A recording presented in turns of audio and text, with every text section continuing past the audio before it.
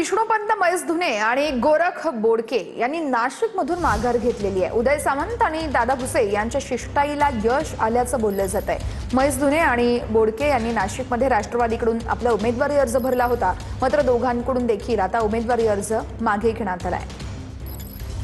राज्याचे उद्योग मंत्री उदयजी सामंत असो, शिक्षण मंत्री दादाजी भुसे साहेब आणि शिवसेनेचे पदाधिकारी माझ्या घरी आल्यानंतर त्यांनी सांगितलं की आपण महायुतीचा धर्म पाळला पाहिजे। यांनी सगळ्यांनी आम्हाला सांगितलं महायुतीचा धर्म पाळला पाहिजे, माघार घ्या।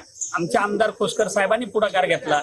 या नाशिक महानगरपालिकेचे उपमहापौर विलास अण्णा शिंदे यांनी सांगितलं की आपल्याला महायुतीचा धर्म पाळला पाहिजे, म्हणून आम्ही ज्ञानेश्वर भाऊला आणि आम्ही या ठिकाणी आज सगळे आलो। दोन्ही उमेदवारांनी आज वरिष्ठांची आज्ञा पाहून जे काही वरिष्ठांनी सूचना दिल्या त्या पद्धतीने आमच्या दोन्ही उमेदवार या ठिकाणी मी सर्वांनी विनंती केल्या की आपल्याला युती धर्मात काम करायचंय, येणाऱ्या पुढे जिल्हा परिषदेला सामोरे जायचंय। पण आपण ताबडतोब आमच्या दोन्ही उमेदवारांनी ऐकलं आणि माघारी घेतली। आम्ही युती धर्म पाळून 100% युतीच्या तुम्हाला काय आश्वासन देण्यात आलंय का? तुम्ही आता म्हणाला की पुढच्या वेळी जर एखादी जागा सुटण्याची वेळ आली तर ती आम्हाला मिळू शकते। नाही, असं नाही।